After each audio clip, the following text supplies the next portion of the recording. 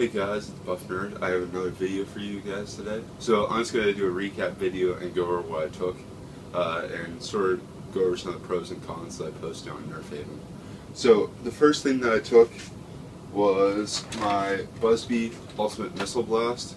I used this towards the end of the day in a game type that we kind of developed and also took off of Penetration, which we play in Pittsburgh a lot.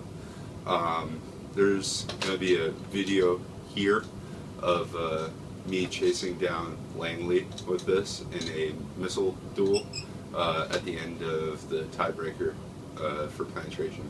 The next thing that I took was a standard snap bow. I got this from Zala of Nerf Haven at the last Pittsburgh War. He'd been carrying around for a while and couldn't sell it, so he decided to give it to me, which was super cool of him. It works great, good air seal. It leaks out the back of the plunger rod, so I might fill that up by the plunger head later. Busby Panther, elbow here, coupler. I didn't use this at all throughout the course of the day. Found that high-end pistol was pretty much useless, and I didn't use it at all. A Lantern First Shot. It's a lever action blaster. There are 3 lever action blasters that I know of. This, the Max Shot, which is a larger version of this, and the Maximizer, which was not made by Lantern but made by Mattel, which I have another blaster made by them that I'll go over in a bit. It's a very large lever action blaster, about 2 times the size of this. I've only seen about 1 or 2 in person. They're extremely rare. I'd love to get my hands on one, but it's probably not going to happen. AR removed Fire Strike. Zala used this during Penetration a couple times, and CK32 used this as well during those rounds. So, yeah. I was mainly carrying the rocket launchers during that, so it wasn't that big of a deal for me to have a pistol. Strong Arm with an Orange Modworks kit in it. It shoots pretty well, not as good as other blasters that were there. I played a round of Gunslinger and I got absolutely destroyed when I was carrying this. It's rear loading, so it took me forever to get the darts in because of the super tight barrel fit, because I use pink slugs, which have a really tight barrel fit in anything, even CPDC. So it's more meant for PETG blasters. I took my Hammer Shot, which I didn't take out of the bag. It's just another pistol. I completely forgot about this throughout the course of the day. It will probably serve me better in Gunslinger. Massacre Kit Recon that I painted a long time ago. Matching stock, completely removable. And I did some fake rubber grip type things on it. Big Bad Bow. I have a K26 in here, universal coupler, so that's a CPVC coupler nested inside of a PVC coupler, and a spring retention plate. Put a metal washer on that, a relatively thick one, just to keep everything intact, because the K26 is an extremely powerful spring. And I also made a polycarbonate catch for it. So, Busby Rangemaster that I painted flat black with green accents. This has a brass breech and some LEDs. There's a short in the circuit, so I'm not sure if it's going to light up. I have to go back and figure out where that is and fix it. I think it has to do with the switch because it's kind of loose. So you pull back the handle to pump it. So you pump it about 14 times and then load the dart into the barrel up here. Oh, there are the LEDs. I have 3 on each side and 2 in the breech. So you push the dart into the barrel using the bolt and fire. It's a pretty powerful air blaster, but it just doesn't have rate of fire. So I'm not going to use it at any point in time during any wars. So I'm going to try to sell that at some point.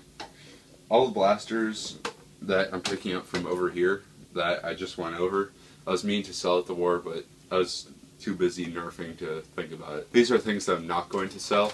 This is my long shot.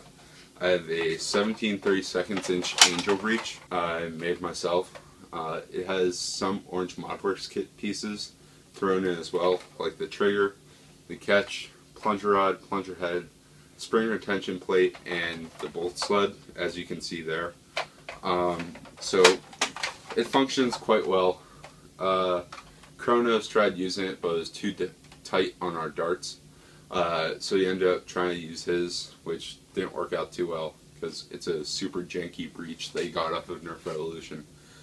So he ended up using one of Aeromech's or Archangel 2014, I think, on YouTube. One of his rainbows throughout the course of the day, which he really liked. I'll go over my rainbow pump in a second, but this worked pretty well. Just wrong kind of darts to be used. My Mattel blaster, this is the Ultimator. I don't have the original missiles for this, but I do have missiles made by Draconis that you just push onto the top of the blaster and you prime it by moving this bar here. And these things are notorious for the catch slipping at points because it's set up a lot like a caulk gun. So as you prime it, you may see the metal washer in the back sliding forward, and that's because there isn't enough friction on the catch in here.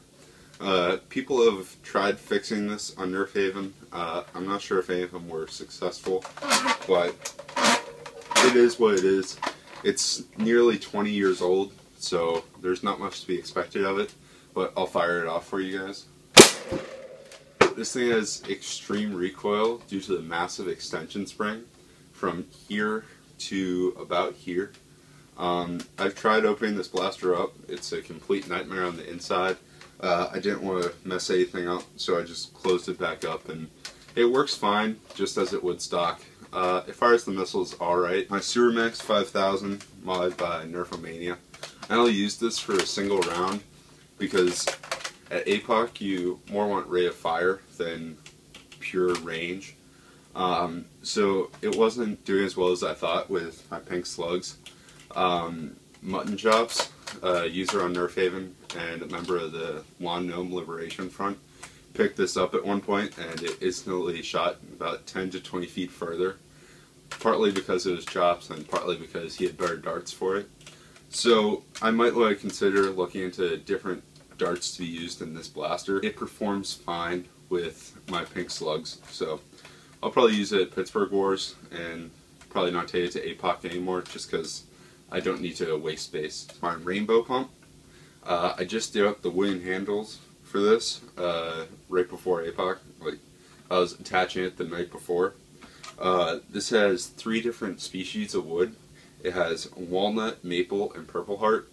I did a really nice finish on this to bring out the grain, and I did a wax coating over top at the end to give it the feel of a guitar. When I originally purchased this blaster from Zala, it had cutting board handles, which I meant to give back to him but I completely forgot about, so I'll see him at the next war, which weren't sanded too much, and I didn't really like the feel of the cutting board. So I went ahead and made myself these wooden handles. I think it looks really, really cool with the different species of wood, and it's super comfortable because I used a router on it to give it a nice rounded edge. So it performed great the entire day. This was pretty much all that I used, and I have no complaints at all. Next I'm going to go over some of the things, well, the one thing that I got, and one of the things that Kronos got at Apoc. I got a Firefly shell from J Lego, another member of the LGLF. I'll be doing what Coop did with his long shot by integrating this into the back. I'll do that later at some point where I get time.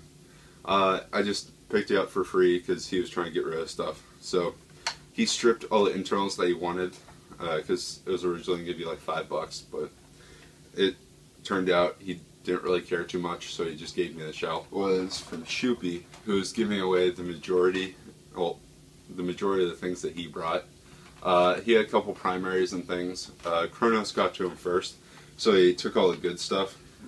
This is a thing that he gave me to work on, because it wasn't really catching too well. The rotation was kind of iffy. It's a ERTL rapid fire shotgun, with 8-inch CPVC barrels. The original mod done to this was done by Forsaken Angel 24. He used 12-inch PETG barrels. So later, I forget who decided to, but it was replaced with CPVC barrels. This really weighs down the front of the blaster and gives the rotation mech a pretty hard time. This has a Venom 213, I believe it is, ERTL rapid fire shotgun kit in it. So that has a polycarbonate priming rod, trigger, a homemade plunger assembly, except for the plunger tube. So that's the spring, the catch piece, and a support piece as well.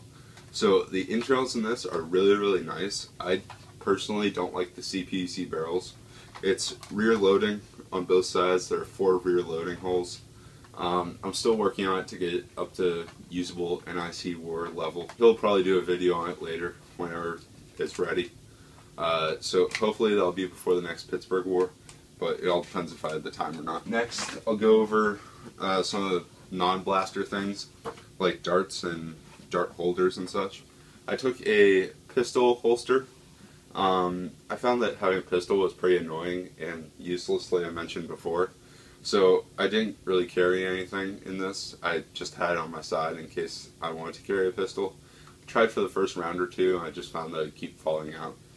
So I may want to redo the holster design, but I'll see about that at the next war. I don't really use pistols at all. I mean, if you have such a great primary as a rainbow pump, there's really no need. I also had 4 Draconis missiles for my Ultimator, which I ended up not using. I used my Ultimate Missile Blast, like I said before, for penetration. So I took 4 of those, and I'll tell you a little story about that later. So here are the rest of the missiles. I took tinted safety glasses. This was kind of hard when I was nerfing in the woods at Apoc, because I had a hard time differentiating nerfers from trees, just because it wasn't too sunny of a day. It was pretty cloudy and it rained the first third of the day. It worked well. If it's a sunnier war next year, I'll probably use these more, and I'll take clear safety glasses as well in case it's not. I had a pretty decent amount of darts that I took to the war. I ended up not coming back with too many. That's all that I have. I found a couple in my pockets, so that's why they're not all mine. But that'll happen at wars. I was in the woods a lot, firing, trying to hit other people in the woods, so areas that we wouldn't normally dart sweep, that's where a lot of my darts went. So it was hard to recover them, even though they are bright pink. So I may try to pick my shots a little bit better, but I'll probably just end up making more darts. And I took a dart pouch that hung off of this side, following Coop's video guide to making duct tape stuff. That's how I made my holster too. I used full sheets of notebook paper and half sheets, so I have a pretty large dart pouch. It can hold at least 1,000 darts. I haven't tried, but just the sheer size of it, it probably can. It can also hold 2 missiles, so if I have my Ultimator, which can hold 2 missiles on it, I can have 2 more in my pouch to carry all 4 of the missiles that I have. So that's about it for gear